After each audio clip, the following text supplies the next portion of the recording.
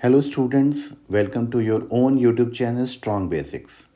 ये channel ICSE students के लिए है और इस वीडियो में मैं कंप्यूटर एप्लीकेशन के प्रोग्राम्स और शॉर्ट क्वेश्चन को डिस्कस करूँगा।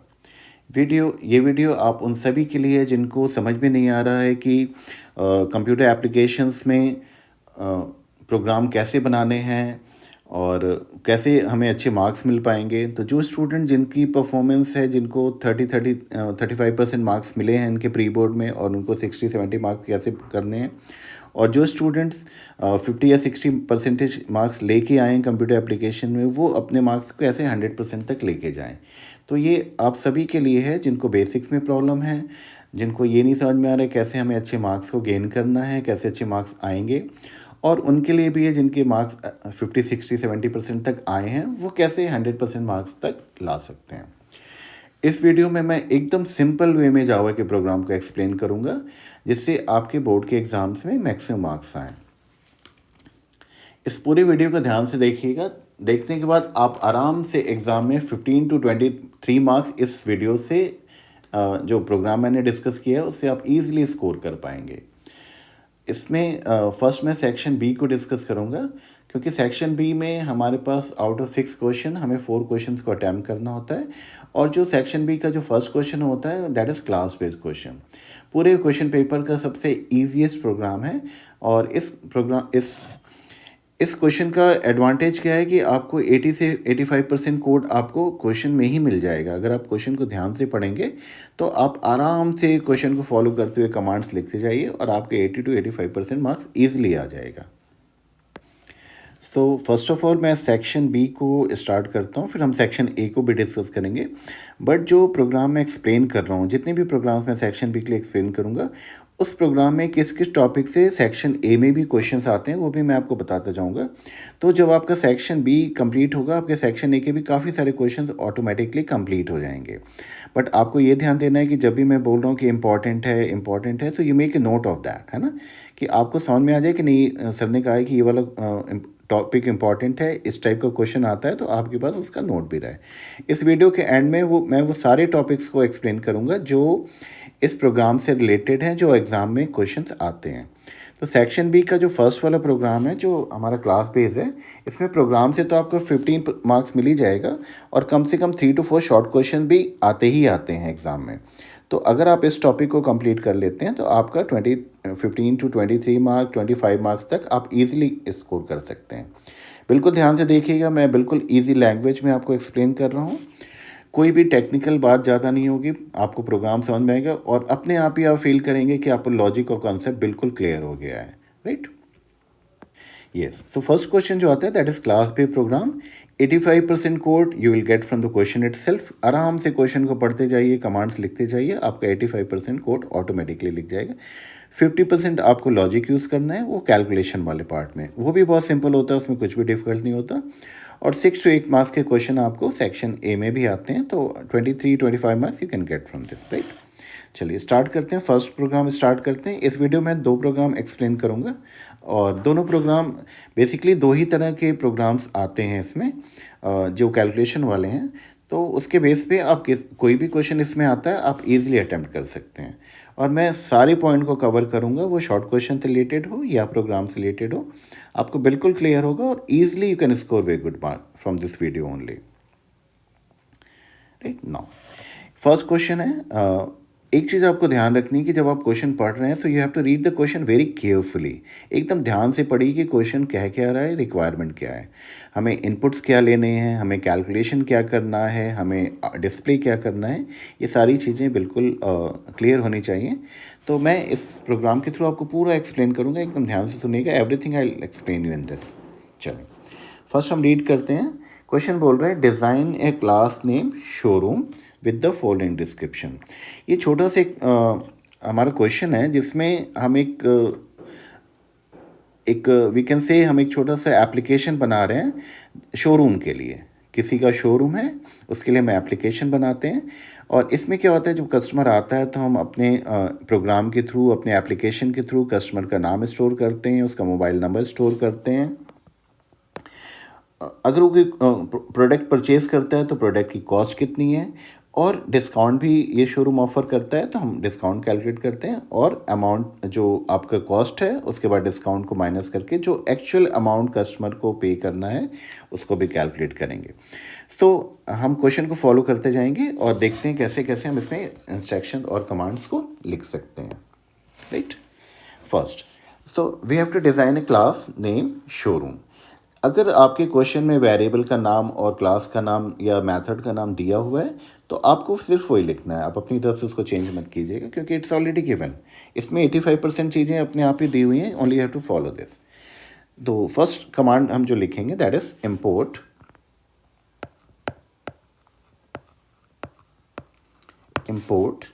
java .util .star और asterisk। ये हमारी हमारा फर्स्ट स्टेटमेंट है। ये क्यों लिखते हैं? क्योंकि अभी एज ए बिगनर हमें ये नहीं पता कि कीबोर्ड से हमें इनपुट कैसे कराना है। तो जावा में जब हम जावा इंस्टॉल करते हैं तो हमें एक यूटिल पैकेज भी इंस्टॉल हो जाता है उसके साथ, और इस यूटिल पैकेज के अंदर हमारे पास एक क्लास है स्कैनर क्लास। तो इस यूटिल पैकेज के अंदर आपको स्कैनर क्लास मिलता है। इस स्कैनर क्लास के अंदर हमें रेडीमेड मेथड्स मिलते हैं जिसके थ्रू हम डिफरेंट टाइप का डेटा रीड कर सकते हैं। सो जब भी हमें यूज़र से इनपुट लेना होता है, first of all we have to import this package. So कैसे इम्पोर्ट करते हैं? इम्पोर्ट, यहाँ पे हमें स्पेस देना है, you have to take care of this. Space देना है, देन java.util.star। ये पूरा सिंगल है, इसमें कहीं भी स्पेस नहीं होगा, java.util.star। सो ये इंपोर्ट हो जाएगा तो यूटिल पैकेज हमें अवेलेबल हो गया। अब हम डिफरेंट टाइप के इनपुट्स स्कैनर क्लास के थ्रू रीड कर सकते हैं, राइट। यहाँ से एक शॉर्ट क्वेश्चन आता है, how to call a package in our program. हम पैकेज को अपने प्रोग्राम में कैसे कॉल कर सकते हैं? तो इसका आंसर है import keyword is used to call the package in our program. So एक छोटा सा क्वेश्चन यहाँ से, शॉर्ट क्वेश्चन कई बार आ भी चुका है और आने के चांसेस भी हैं, राइट। तो सबसे पहले हमने इसको इम्पोर्ट कर लिया। अब हम जैसा यहाँ पे मेंशन किया हुआ है हम उस हिसाब से वेरिएबल बनाएंगे। यहाँ पे लिखा है we have to create the variables oblique data member. Variables क्या होते हैं? जब हम कोई इनपुट लेते हैं तो उस इनपुट को, उस डेटा को या इन्फॉर्मेशन को स्टोर करने के लिए हमें मेमोरी को एलोकेट करना पड़ता है, राइट। तो यहाँ पे हमें ये वेरिएबल्स बनाने पड़ेंगे जिसमें हम डिटेल्स को या इन्फॉर्मेशन को स्टोर कर सकें। तो बिल्कुल हम क्वेश्चन को फॉलो करेंगे। यहाँ पे लिखा है instance variables data members, right. तो हम सबसे पहले क्या करेंगे, यहाँ पे एक कमेंट लिखेंगे, इंस्टेंस वेरिएबल्स।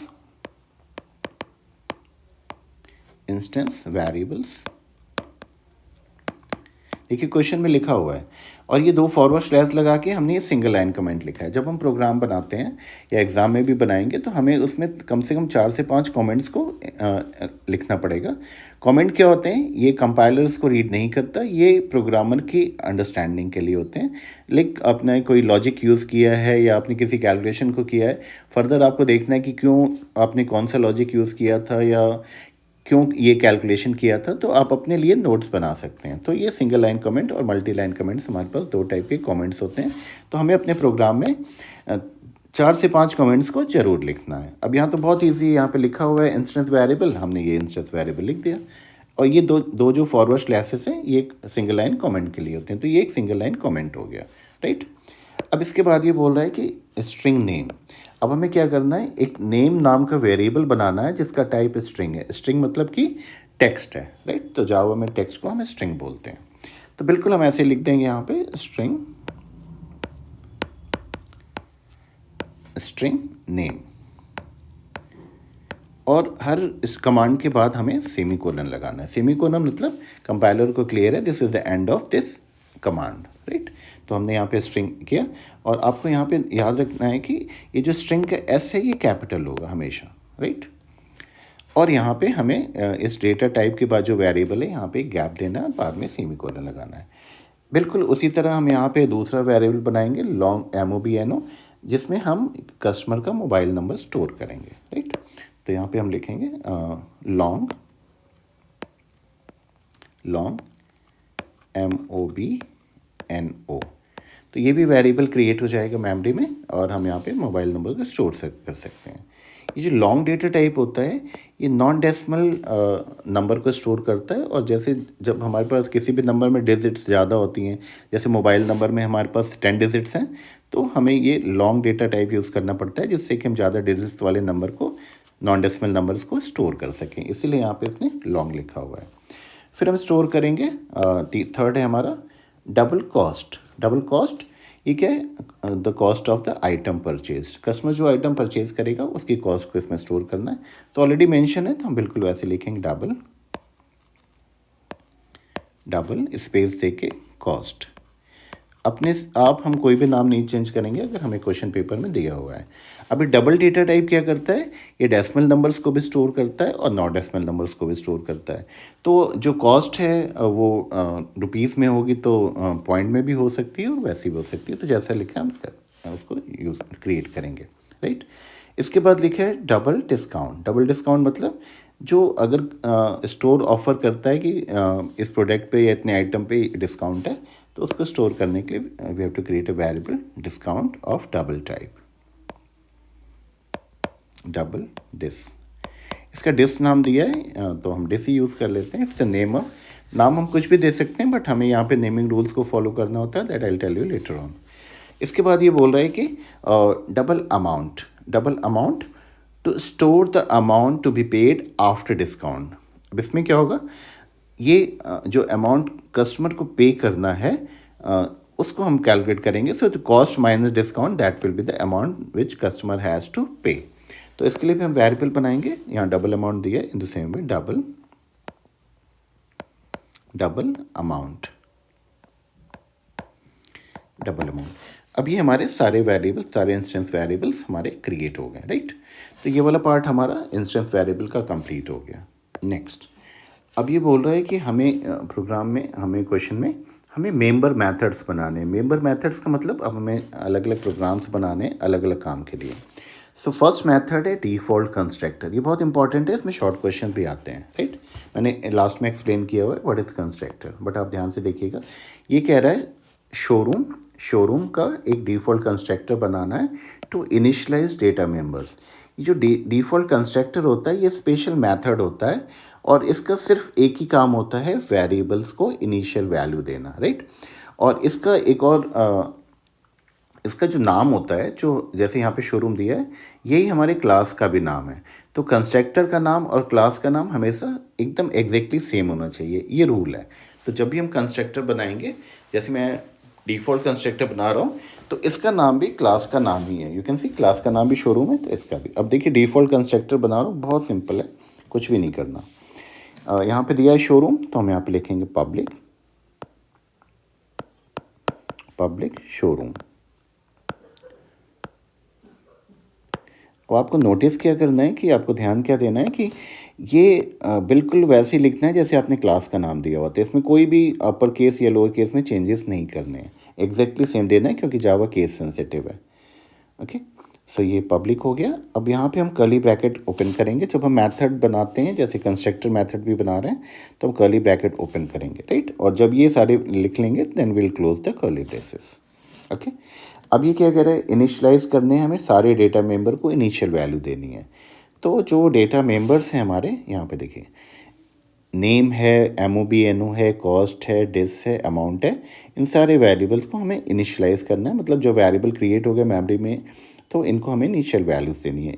डिफ़ॉल्ट कंस्ट्रक्टर का सिर्फ यही काम होता है, राइट। तो चलिए हम बनाते हैं। यहाँ पे पहला वेरिएबल है हमारा नेम, ये स्ट्रिंग टाइप का है, स्ट्रिंग मतलब टेक्स्ट टाइप का है। तो हम यहाँ पे इसको इनिशियलाइज करते हैं डबल कोट से और सेमीकोलन, बीच में स्पेस नहीं होता, ये क्रिएट हो गया। अब स्टूडेंट्स मिस्टेक क्या करते हैं, जैसे यहाँ पे लिखा है स्ट्रिंग नेम तो यहाँ पे फिर से वो स्ट्रिंग नेम लिख देंगे। No, once you have created the variable, एक बार वेरिएबल बन गया तो बार बार हम डेटा टाइप नहीं लिखेंगे, सिर्फ हम उसका नाम लिखेंगे। इस बात को केयर करनी है। और जावा के जो आपका एग्ज़ाम है कंप्यूटर एप्लीकेशंस, इसमें आपको हर स्टेटमेंट पे मार्क्स हैं, राइट। तो आपको हर स्टेटमेंट को करेक्टली लिखना है जिससे आप एक भी नंबर आपका लूज नहीं होना चाहिए। ओके, सेकंड है MOBNO, तो हम लिखेंगे MOBNO और इसका टाइप लॉन्ग है तो यहाँ पे हमें केयर करना है। यहाँ पे हम लिखेंगे 0 और L। 0L जो है ये डिफ़ॉल्ट वैल्यू होती है लॉन्ग डेटा टाइप की। ये सारे का मैंने लास्ट में एक्सप्लेन किया हुआ है कि किस वेरिएबल किस डेटा टाइप की डिफ़ॉल्ट वैल्यू कौन सी होती है। तो यहाँ पे लॉन्ग है तो हमें 0L लिखना पड़ेगा इसको इनिशलाइज करने के लिए, राइट। नेक्स्ट हमारा है कॉस्ट, तो हम यहाँ कॉस्ट लिखेंगे। और कॉस्ट क्या है, कॉस्ट हमारी जो है वो भी डबल टाइप की है, तो हम लिखेंगे 0.0 और सेमीकोलन। डेटा टाइप नहीं लिखना है, एक बार लिख दिया तो, right, because it's already created. Next है हमारा डिस, तो हमने डिस लिखा और ये भी डबल टाइप का है, तो हम इसको 0.0 से इनिशलाइज करेंगे। आपके बोर्ड के एग्ज़ाम में शॉर्ट क्वेश्चन में आता है किस डेटा टाइप की कौन सी इनिशियल वैल्यू है, तो मैंने लास्ट में सारे डेटा टाइप के साथ सबकी इनिशियल वैल्यूज़ को लिखा हुआ है। I will explain you that also. और किस डेटा टाइप, कौन सा प्रिमिटिव डेटा टाइप का साइज़ क्या है, कितनी मेमोरी वो रिजर्व करता है, वो भी क्वेश्चन में आता है सेक्शन ए में, तो वो भी मैंने एक्सप्लेन किया हुआ है। मैंने एक टेबल बनाया आपके लिए, सारे प्रिमिटिव डेटा टाइप, उसकी डिफ़ॉल्ट वैल्यूज़ और कितनी मेमोरी वो ऑक्यूपाई करता है, राइट। तो वो सारा हम डिस्कस करेंगे, ऐसे ही शॉर्ट क्वेश्चंस आते हैं, राइट। नेक्स्ट है हमारा अमाउंट, तो मैं लिख देंगे अमाउंट लिख दे इज इक्वल टू 0.0। अब यहाँ पे हम इसको क्लोज कर देंगे क्योंकि हमने सारे वेरिएबल्स को इनिशियलाइज कर दिया, तो ये हमारा curly bracket open and close हो गया, ये मेरा डिफ़ॉल्ट कंस्ट्रक्टर हो गया। मैं फिर से बता रहा हूँ, शॉर्ट क्वेश्चन में डिफ़ॉल्ट कंस्ट्रक्टर पूछता है। डिफ़ॉल्ट कंस्ट्रक्टर का सिर्फ एक ही काम होता है, to initialize the data member, जैसे हमने यहाँ पे इनिशियलाइज किया हुआ है, राइट।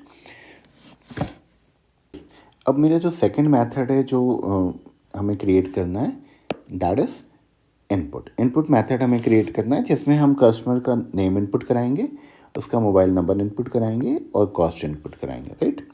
तो बहुत सिंपल है, हम इजीली यहाँ पे लिखेंगे। सबसे पहले वॉइड इनपुट पैरेंथेसिस, और यहाँ पे ध्यान दीजिएगा, यहाँ पे सेमीकोलन नहीं लगाना है। सेमीकोलन क्यों नहीं लगाना, कि ये हम मेथड बना रहे हैं, है ना, यूज़ नहीं करने जा रहे हैं। तो जब भी मेथड बनाएंगे या फंक्शन या प्रोग्राम बनाएंगे तो सेमीकोलन नहीं देना है। कर्ली ब्रैकेट ओपन किया, कर्ली ब्रैकेट क्यों ओपन किया, कि जितनी भी इनपुट से रिलेटेड कमांड है वो कर्ली ब्रेसेस में इनक्लोज्ड होंगी, तो कंपाइलर को क्लियर होगा कि ये जो ब्लॉक है ये इनपुट के लिए है, राइट। अब वन बाई वन हम यूज़र से बोलेंगे एंटर दीज थिंग्स। तो सबसे पहले हम बोलेंगे enter the customer name, right. तो जब भी हम इनपुट कराते हैं, सबसे पहले हमें यहाँ पे लिखना पड़ता है scanner SC is equal to new scanner और ब्रैकेट में system.in, और यहाँ पे फिर फाइनली सेमीकोलन, राइट। अभी क्यों लिखते हैं, जैसा मैंने बताया कि हमें नहीं पता कि इनपुट कैसे लेना है, क्योंकि वी आर बिगनर। तो हम क्या करते हैं, यूटिल पैकेज को इंपोर्ट करते हैं, और यूटिल पैकेज के अंदर एक क्लास है स्कैनर। इस स्कैनर क्लास के अंदर डिफरेंट डेटा रीड करने के लिए हमारे पास डिफरेंट मेथड्स हैं। तो अगर हमें उन मेथड्स को यूज़ करना है तो पहले हमें यूटिल पैकेज को इंपोर्ट करना पड़ेगा, फिर इस क्लास का एक ऑब्जेक्ट बनाना पड़ेगा। क्योंकि अगर हम किसी भी मेथड को यूज़ करते हैं, अगर वो मेरा नॉन स्टैटिक मेथड है, स्टैटिक नॉन स्टैटिक मैं आपको क्लियर करूँगा, अगर नॉन स्टैटिक मेथड है तो हमें उस क्लास का एक ऑब्जेक्ट चाहिए, इस ऑब्जेक्ट के थ्रू ही हम मेथड को यूज़ कर सकते हैं। तो हमें इनपुट लेना है, इनपुट लेने के हमें इसके अंदर जो मेथड है उसको यूज़ करना पड़ेगा, तो हमें एक ऑब्जेक्ट बनाना पड़ेगा। तो हमने ये स्कैनर क्लास का एक ऑब्जेक्ट बना लिया, राइट। इसको मैं बाद में फिर से पूरा एक्सप्लेन करूँगा, बट अभी के लिए क्या है कि हमें इनपुट लेना है, तो हमें ये स्कैनर क्लास का ऑब्जेक्ट बनाना पड़ेगा, तभी हम इनपुट ले पाएंगे। अब हम रेडी हैं इनपुट लेने के लिए। अब हम वन बाई वन यूज़र से इनपुट कराएंगे। पहले हम कस्टमर नेम यूज़र से बोलेंगे, तो will ask from user system.out.print ln enter name of customer। ये आपको एक ही लाइन में लिखना है और ये डबल कोट से इसको बंद कर देना है। अब ये system.out.println क्या करेगा, ये जो हमारे स्टेटमेंट है system.out.println, यहाँ पे कोई भी गैप नहीं होना चाहिए, राइट। और ये सिस्टम का S हमेशा कैपिटल होगा। इसका काम क्या है, ये सीधे मॉनिटर को इंस्ट्रक्शन देता है, जो भी हम डबल कोट्स में लिखते हैं, ये एग्जैक्टली सेम मॉनिटर पे डिस्प्ले करता है। तो मॉनिटर पे डिस्प्ले होगा enter name of the customer, right. अब जो यूज़र है वो कस्टमर के नेम को कीबोर्ड से इनपुट कराएगा। जो नेम है ये हमारा टेक्स्ट है, स्ट्रिंग टाइप का है, तो स्ट्रिंग डेटा रीड करने के लिए हमारे पास है method sc dot next line. जो नेक्स्ट लाइन मेथड है ये स्कैनर क्लास का पार्ट है और इस मेथड के थ्रू हम कीबोर्ड से डेटा रीड कर सकते हैं। तो ये कीबोर्ड से जो भी नेम इनपुट होगा वो ये नेक्स्ट लाइन रीड करेगा और sc हमें ऑब्जेक्ट का नाम लिखना पड़ेगा क्योंकि ऑब्जेक्ट के थ्रू ही हम इस मेथड को यूज़ कर पाएंगे, राइट। अब जो आएगा उसको हम स्टोर करेंगे वेरिएबल नेम में, जो हमने ऑलरेडी ऊपर क्रिएट किया हुआ है। यहाँ पे फिर से स्ट्रिंग नहीं लिखेंगे। ज़्यादातर बच्चे मिस्टेक क्या करते हैं, फिर से यहाँ लिख देते हैं स्ट्रिंग। नो, स्ट्रिंग नहीं लिखेंगे because it's already created, will just right the name of the variable. अब यहाँ से क्या होगा, जो नेम कीबोर्ड से इनपुट आया है वो आके नेम में स्टोर हो गया। Okay, then will move to the next one. फिर अब हमें क्या करना है, मोबाइल नंबर इनपुट कराना है। So in the same way will ask system dot out dot print ln will ask enter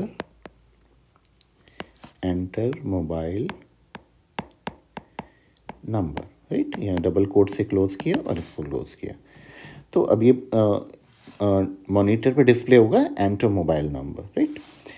अब यूज़र मोबाइल के नंबर को एंटर करेगा, वो हमें स्टोर करना है, तो फिर से हम यूज़ करेंगे sc ऑब्जेक्ट का नाम। और अब मोबाइल नंबर का जो डेटा टाइप है वो लॉन्ग है, तो उसके लिए हमारे पास मेथड है नेक्स्ट लॉन्ग रेडीमेड मेथड है स्कैनर क्लास में, जिसका काम है कीबोर्ड से लॉन्ग डेटा रीड करना। लॉन्ग डेटा क्या होता है, ये इंटीजर नंबर होता है जिसमें ज़्यादा डिजिट्स होती हैं, राइट। तो यहाँ पे ये, और हम यहाँ पे सेमीकोलन लगा देंगे। तो अब ये क्या करेगा, ये रीड करेगा मोबाइल नंबर को, और वेरिएबल हमने ऑलरेडी क्रिएट किया हुआ है MOBNO, तो ये रीड करेगा। नेक्स्ट लॉन्ग जो है ये इसको रीड करेगा और MOBNO में आके स्टोर हो जाएगा। आपको ध्यान ये देना है, नेक्स्ट लाइन का जो L है वो कैपिटल है, नेक्स्ट लॉन्ग का भी L कैपिटल है, तो इस बात पे आपको ध्यान देना है, राइट। अब इसमें अगर गलती नहीं होगी तो आपको फुल मार्क्स मिलेगा। तो हमने मोबाइल नंबर भी ले लिया, अब हमें इसकी कॉस्ट लेनी है कि कॉस्ट ऑफ द आइटम क्या है। तो फिर से हम लिखेंगे system dot out dot print ln enter the cost of item। ये यहाँ पे हमने ब्रैकेट को क्लोज कर दिया, सिंगल लाइन में लेना है। अब ये मैसेज डिस्प्ले करेगा enter the cost of the item. ये पूरा प्रोग्राम मैंने टाइप्ड जो है वीडियो के एंड में दिया हुआ है, तो आपको बिल्कुल प्रॉब्लम नहीं है कि कहाँ कैपिटल स्मॉल है, सब कुछ मैंने नीचे पूरा एकदम टाइप्ड आपका कोड लिखा हुआ है। बस आपको यहाँ समझना है, कोड आपको इसके नीचे मिल जाएगा, राइट। तो अब हमने क्या किया, यूज़र से बोला enter the cost of the item. अब यूज़र उसकी कॉस्ट एंटर करेगा, तो हमें उसको स्टोर कराना है। कॉस्ट जो डेटा टाइप है वो डबल है, तो हम इसको लिखेंगे sc डॉट नेक्स्ट डबल। ये जो नेक्स्ट डबल मेथड है ये अगेन स्कैनर क्लास का मेथड है और इसका काम है डबल डेटा रीड करना। डबल डेटा मतलब क्या होता है, ये नॉन डेसिमल नंबर्स जो भी रीड करता है, और स्पेशली ये बना है डेसिमल नंबर्स को रीड करने के लिए। तो कॉस्ट डेसिमल में हो सकती है, इसलिए हमने इसको कॉस्ट को डबल में दिया। अब हमारे पास ऑलरेडी वेरिएबल बना हुआ है कॉस्ट, तो हम इसमें ला के स्टोर करेंगे। अब क्या होगा, ये जो यूज़र एंटर करेगा ये नेक्स्ट डबल इसको रीड करेगा और आगे कॉस्ट में स्टोर कर देगा। अब हमारे सारे इनपुट्स हो गए, तो हम इसको क्लोज कर देंगे, राइट। तो अब ये जो हमारा वॉइड इनपुट मेथड है, इसके अंदर ये सारे स्टेटमेंट्स हैं, ये सारी कमांड्स हैं, तो हमने ये इनक्लोज कर दिया।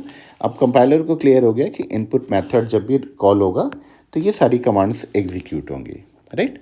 तो ये हमारा इनपुट मेथड भी कंप्लीट हो गया। Will go for the next. Yes, no next जो मेथड है हमारा मेंबर मेथड है, दैट इज़ वॉइड कैलकुलेट।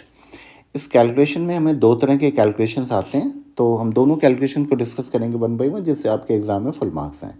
तो अब यहाँ पे ऑलरेडी दिया हुआ है वॉइड कैलकुलेट, हम बिल्कुल वैसे लिखेंगे और ये सारी कंडीशंस दी हुई है। एकदम आराम से दिखिएगा, कोई प्रॉब्लम नहीं, बहुत आराम से हम इसको बना लेंगे बिल्कुल जैसे दिया है बिल्कुल वैसे ही हम फॉलो करेंगे, राइट।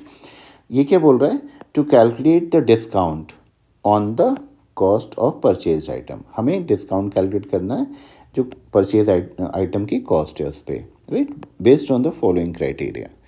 अब हमें डिस्काउंट कैलकुलेट करना है। अब ये शोरूम क्या ऑफर करता है, अगर प्रोडक्ट की कॉस्ट लेस देन और इक्वल टू 10,000 रुपीज़ है तो 5% का डिस्काउंट मिलेगा। अगर उसकी कॉस्ट 10,000 से ज़्यादा है और 20,000 तक है तो 10% डिस्काउंट मिलेगा। और अगर 20,000 से 35,000 के बीच में अगर कॉस्ट है उस प्रोडक्ट की, आइटम की, तो 15% डिस्काउंट मिलेगा। अगर 35,000 से ज़्यादा उस आइटम की कॉस्ट है तो यू विल गेट 20% डिस्काउंट। सो सबसे पहले हमें डिस्काउंट कैलकुलेट करना है, तो कॉस्ट माइनस डिस्काउंट करके जितना अमाउंट पे करना होगा वो हमें पता चल जाएगा। तो लेट्स सी हम इसको कैसे लिखते हैं, एकदम आराम से ध्यान से देखिएगा। सबसे पहले हमें लिखना है वॉइड कैलकुलेट, लिखा हुआ है हमें वही लिखना है, void calculate, void calculate, parenthesis open हो गया, पैरेंथेसिस लगा दिया, मतलब हम मेथड को बनाने जा रहे हैं। यहाँ पे सेमी कोलन नहीं देना है क्योंकि हम मेथड बना रहे हैं, कॉल नहीं कर रहे हैं, राइट। तो हमें यहाँ पे नहीं देना है, ध्यान रखिए, वर्ड के बाद स्पेस देना है। ये सब कुछ स्मॉल लेटर में, वर्ड पूरा स्मॉल लेटर में ही होगा। अब हम इसको फॉलो करते हैं। अब ये क्या बोल रहे हैं, अगर कॉस्ट जो है वो लेस देन इक्वल टू 10,000 है तो हम ऐसे लिखेंगे, if cost is less then और इक्वल टू 10,000, राइट। बिल्कुल जैसा लिखा है बिल्कुल वैसे लिखना। अब आपको नोटिस क्या करना है, कभी भी आप लिख रहे हैं तो यहाँ रुपीज़ नहीं लिखना है, याद रखिएगा।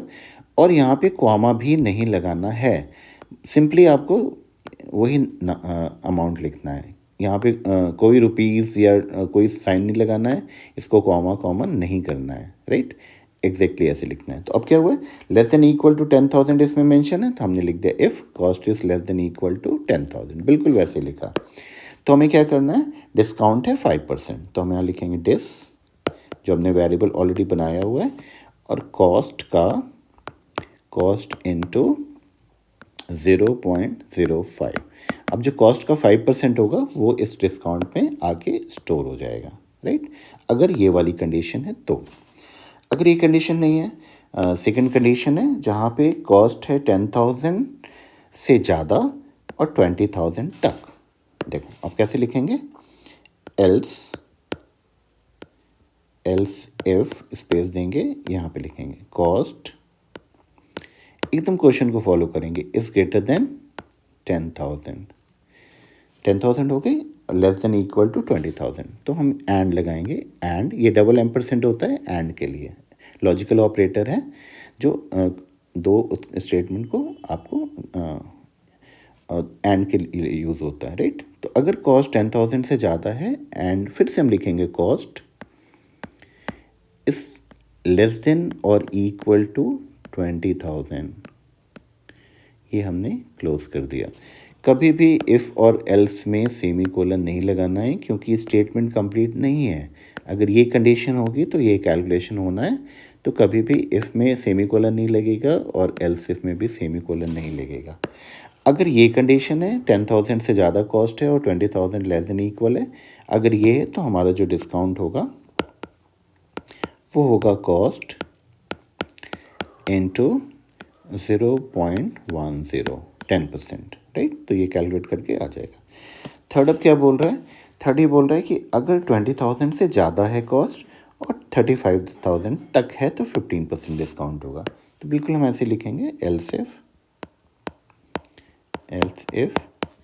कॉस्ट इज ग्रेटर देन 20,000, एकदम देखिए कुछ भी हमें दिमाग लगाना ही नहीं है, जो लिखा है बस वही लिख रहे हैं, and cost is less then और इक्वल टू 35,000। अगर ये होता है तो हमारा डिस्काउंट होगा कॉस्ट इनटू 0.15, राइट, 15, 15% डिस्काउंट हो गया। अब ये लास्ट है, राइट। अगर ये कहते हैं 35,000 से भी ज़्यादा अगर कॉस्ट है तो डिस्काउंट होगा 20%।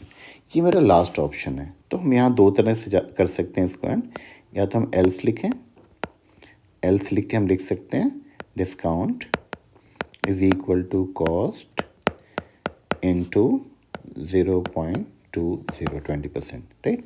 एक ऑप्शन मेरे पास और है, हम ये इफ़ एल्स के जो लैडर है इसको एल्स इफ से भी एंड कर सकते हैं, बट अगर हम एल्स इफ लिखेंगे तो फिर हमें यहाँ पे कंडीशन भी देनी पड़ेगी, राइट। तो ये लास्ट ऑप्शन है, तो हम एल से एंड कर देते हैं और ये हमारा यहाँ पे कर्ली ब्रैकेट ये क्लोज हो जाएगा, राइट। अब ये हमारा मेथड बन गया कैलकुलेट। ये सारी कमांड्स इस कैलकुलेट का पार्ट हैं, राइट। अब जब ये कैलकुलेट मेथड कॉल होगा तो ये सारी कंडीशन चेक होंगी और उस हिसाब से कैलकुलेशन होगा और हमारा डिस्काउंट कैलकुलेट हो जाएगा, राइट। इसी में हम अपना अमाउंट भी कैलकुलेट कर लेंगे कि आफ्टर डिस्काउंट कितना अमाउंट कस्टमर को पे करना है। तो इसको मैं यहाँ से हटा देता हूँ अभी और यहाँ पे हम इसको लिखते हैं amount, amount is equal to cost, जो प्रोडक्ट की कॉस्ट है, माइनस DIS डिस्काउंट।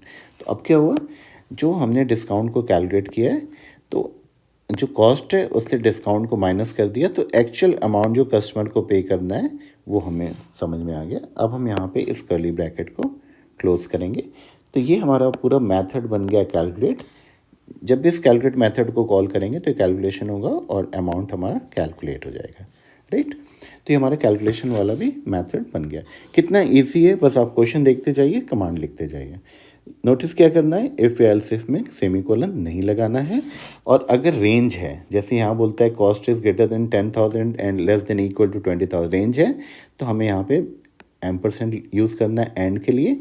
और इस कॉस्ट को दोनों बार लिखना है, ऐसा नहीं कि एक बार कॉस्ट लिख दिया तो यहाँ नहीं लिखना है। You have to write both the times, right, that you have to take care, right. चलिए अब नेक्स्ट मूव करते हैं डिस्प्ले पे। बहुत ही आसान है डिस्प्ले, वॉइड डिस्प्ले। हमें अब कैलकुलेशन हो गया, अब हमें डिटेल्स को डिस्प्ले करना है। हमें क्या डिस्प्ले करना है, we have to display the name of the customer, we have to display the mobile number, we have to display the amount to be paid after discount. तो कस्टमर का नाम हम डिस्प्ले करेंगे, उसका मोबाइल नंबर डिस्प्ले करेंगे, कितना amount customer को पे करना है डिस्काउंट को माइनस करने के बाद, राइट। बहुत सिंपल है। वैसे ही बिल्कुल हमने ऐसे लिखा void display, void display open की क्लोज किए कर्ली पैरेंथेसिस। अब ये कर्ली ब्रैकेट ओपन हुआ जिसमें हम डिस्प्ले से रिलेटेड हम सारी कमांड्स लिखेंगे। पहले हमें कस्टमर का नाम डिस्प्ले करना है, तो हम लिखेंगे system dot out dot print LN customer name, एक ही लाइन में लिखेंगे, डबल कोट्स को क्लोज किया और यहाँ प्लस लगा के हमने लिख दिया नेम, राइट। ये अब इसका मतलब समझिए, ये जो system dot out dot print L है, ये मॉनिटर पर डिस्प्ले करेगा, दो चीज़ें डिस्प्ले करेगा। पहला तो ये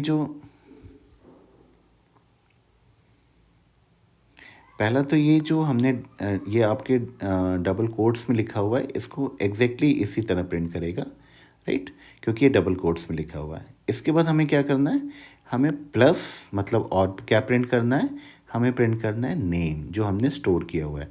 तो नेम देखिए डबल कोट्स नहीं है, मतलब इसकी वैल्यू प्रिंट करेगा, राइट। तो ये प्लस क्या बोल रहा है, ये प्रिंट करेगा प्लस इसकी वैल्यू प्रिंट करेगा। तो कस्टमर नेम लिख के आएगा और उसका नाम डिस्प्ले हो जाएगा। सेकंड हमें डिस्प्ले करना है मोबाइल नंबर, तो बिल्कुल हम वैसे ही करेंगे, system dot out dot print LN mobile number, ये डबल कोट्स क्लोज किया और लिख दिया MOBNO, राइट। अब ये क्या करेगा, इस मोबाइल नंबर को डिस्प्ले करेगा। ये पूरा प्रोग्राम मैंने नीचे बना के वीडियो में दिया हुआ है, तो आपको कोई बिल्कुल प्रॉब्लम नहीं है। अगर कहीं डाउट हो रहा है तो पूरा आपको टाइप्ड प्रोग्राम है, राइट। थर्ड हमें क्या करना है, amount to be paid after discount. अब हमें वो अमाउंट पे करना है जो डिस्काउंट के बाद है। तो हमने ऑलरेडी कैलकुलेट किया हुआ है अमाउंट, तो हम यहाँ पर सिंपल लिखेंगे system dot out dot print LN amount to be paid after discount, ये आपको सिंगल लाइन में लिखना है और यहाँ पे हम लगाएंगे प्लस, और प्लस लिख के हम लिख देंगे अमाउंट, और यहाँ पे सेमीकोलन। अब ये जो डबल कोट्स में हमने लिखा है amount to be paid after discount, ये पूरा एज इट इज़ प्रिंट हो जाएगा, राइट। और प्लस ये जो हमने ऊपर कैलकुलेशन किया है अमाउंट, वो डिस्प्ले होगा। तो amount to be paid after discount statement print होगा, और जो अमाउंट कैलकुलेट किया है वो प्रिंट होगा, और हमारा ये डिस्प्ले कंप्लीट हो गया। अभी हमारा डिस्प्ले मेथड भी हो गया, तो ये डिस्प्ले करेगा। सबसे पहले हमने डिफ़ॉल्ट कंस्ट्रक्टर बनाया था, फिर हमने इनपुट मेथड बनाया था, फिर हमने कैलकुलेशन किया और हमने डिस्प्ले किया। तो आपने नोटिस किया होगा कि जो क्वेश्चन में लिखा हुआ है सिंपल वही मैं लिख रहा हूँ, थोड़ी सी बेसिक्स आपको क्लियर हो जाएगी, तो आप एकदम आराम से लिख लेंगे। अब इसमें कुछ भी नहीं है। अब मुझे नेक्स्ट जो लिखना है, we have to write a main method to create an object of the class and call the above member method. देखिए क्या बोल रहा है, ये बोल रहा है कि एक मेन मेथड बनाओ और इस क्लास का ऑब्जेक्ट बनाओ, और फिर जो मेथड्स तुमने बनाए हैं उनको कॉल करो। तो तीन चीज़ें हैं, पहले हमें मेन मेथड बनाना है, फिर हमें दूसरा ऑब्जेक्ट बनाना है, और तीसरा फिर क्या करना है, हमें मेंबर मेथड्स को कॉल करना है, राइट। तो इसको हम बिल्कुल आराम से देखिएगा, क्योंकि यहाँ से 2-3 शॉर्ट क्वेश्चन भी आते हैं। तो अब मैंने यहाँ पे लिखा पब्लिक स्टैटिक void मेन, और यहाँ पे लिख दिया स्ट्रिंग स्क्वायर ब्रैकेट ARGS, है ना। अब इस मेन का हमने कर्ली ब्रैकेट को ओपन किया, मेन मेथड हमने स्टार्ट कर दिया। अभी कह रहा है create the object of the class, जो हमने ऊपर क्लास बनाया है उसका हमें ऑब्जेक्ट बनाना है। तो जितने भी नॉन स्टैटिक जो हमारे मेथड्स होते हैं उनको यूज़ करने के लिए हमें ऑब्जेक्ट बनाना ज़रूरी होता है। और ये वाली जो कमांड मैं लिखने जा रहा हूँ, ये जो स्टेटमेंट लिखने जा रहा हूँ, ये शॉर्ट क्वेश्चन में भी अलग से आता है, तो बहुत ध्यान से देखिएगा। अब मुझे ऑब्जेक्ट बनाना है बुक फेयर का, राइट। हमारी जो क्लास का नाम था शोरूम था, तो इस शोरूम का हमें ऑब्जेक्ट बनाना है, राइट। तो शोरूम हमारे क्लास का नाम था, उसका हमें ऑब्जेक्ट बनाना है। तो हम कैसे बनाएंगे, फर्स्ट हम क्लास का नाम लिखेंगे शोरूम, बिल्कुल वैसे लिखना है जैसे हमने ऊपर क्लास का नाम दिया हुआ है, कोई भी चेंजेस नहीं होना चाहिए, केस सेंसिटिव है। ये क्लास का नाम हो गया। अब हम ऑब्जेक्ट का नाम देंगे, जैसे मैंने नाम दिया OBJ। अब कोई भी नेम दे सकते हैं अपने ऑब्जेक्ट को। इसके बाद इक्वल टू लगाएंगे और यहाँ लिखेंगे न्यू, फिर से क्लास का नाम लिखेंगे विद पैरेंथेसिस शोरूम, और यहाँ पे हम ये लगा देंगे। अब इस लाइन को बहुत ध्यान से देखिएगा, ऑब्जेक्ट बनाते कैसे हैं। शॉर्ट क्वेश्चन में आता है how to create object of particular class. तो क्लास का नाम हो गया शोरूम, ऑब्जेक्ट का नाम मैंने OBJ दिया है, you can give any name, right. इसके बाद ये जो न्यू कीवर्ड है, इसका काम क्या होता है, बहुत ध्यान से देखिएगा, क्वेश्चन आता है शॉर्ट क्वेश्चन में। ये जो न्यू कीवर्ड है ये क्या करता है, इस ऑब्जेक्ट को बनाएगा और इस ऑब्जेक्ट के लिए मेमोरी को एलोकेट करेगा। फिर से देखिए, what is the use of new keyword, ये शॉर्ट क्वेश्चन में आता है। New keyword is used to create object of class and to allocate the memory for this. इस ऑब्जेक्ट को बनाएगा और इसके मेमोरी को एलोकेट करेगा। इसके बाद आप ध्यान से देखिएगा, बहुत इंपॉर्टेंट है, यहाँ हमने फिर से क्लास का नाम लिखा है और अब इस बार हमने पैरेंथेसिस लगाया हुआ है। अभी पैरेंथेसिस क्या बोलता है, ये डिफ़ॉल्ट कंस्ट्रक्टर है। डिफ़ॉल्ट कंस्ट्रक्टर जो हमने ऊपर बनाया था ये मेथड है ना, तो डिफ़ॉल्ट कंस्ट्रक्टर, इसलिए हमने पैरेंथेसिस लिखा है। तो यहाँ पे डिफ़ॉल्ट कंस्ट्रक्टर हमने कॉल किया है, जो क्या करेगा, ये जो ऑब्जेक्ट बना है इसके अंदर जितने भी वेरिएबल्स होंगे उन सब वेरिएबल्स को इनिशलाइज करेगा। तो डिफ़ॉल्ट कंस्ट्रक्टर देखिए शॉर्ट क्वेश्चन आता है, what is the use of default constructor, default constructor is use to initialize the variables of object, right. अब दूसरा क्वेश्चन जो एग्जाम में आता है, डिफ़ॉल्ट कंस्ट्रक्टर को हम कब कॉल करते हैं, या ये कब कॉल होता है। कब कॉल होता है, जब भी ऑब्जेक्ट बनता है ये डिफ़ॉल्ट कंस्ट्रक्टर कॉल होता है। तो यहाँ से देखिए 3 क्वेश्चन आते हैं। एक तो आएगा कि create an object of this class, तो आपको ऑब्जेक्ट बनाना आना चाहिए। दूसरा क्वेश्चन आता है what is the use of new keyword, new keyword का यूज़ क्या है। और तीसरा क्वेश्चन आता है कि कंस्ट्रक्टर या डिफ़ॉल्ट कंस्ट्रक्टर कब कॉल होता है। ये तब कॉल होता है जब हम ऑब्जेक्ट को बनाते हैं। तो यहाँ से ही आपके पास 2 से 3 शॉर्ट क्वेश्चंस आ सकते हैं, राइट। तो हमने यहाँ पे ऑब्जेक्ट बना लिया। ये क्वेश्चन में बोल रहा है create an object of the class. अब ये कह रहा है call the above member methods. अब इसी ऑब्जेक्ट के थ्रू मेंबर मेथड्स को कॉल करेंगे। तो हम कैसे कॉल करेंगे, obj डॉट इनपुट। हमारा पहला मेथड है इनपुट, तो हम इनपुट को कॉल करेंगे। दूसरा मेथड है obj dot calculate, calculate method call हो जाएगा। और फिर तीसरा हमारा है obj डॉट डिस्प्ले, तो डिस्प्ले मेथड कॉल हो जाएगा, राइट।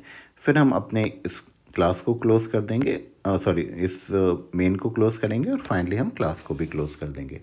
तो ये हमारा मेन क्लोज हो गया और जो ऊपर हमने क्लास को ओपन किया था वो हमारा क्लास यहाँ पे क्लोज हो गया, राइट। तो फिर से देखिए, मेन मेथड बनाना है तो हमने मेन मेथड बना दिया। फिर ये कह रहा है क्रिएट ऑब्जेक्ट, तो हमने ऑब्जेक्ट को क्रिएट कर दिया।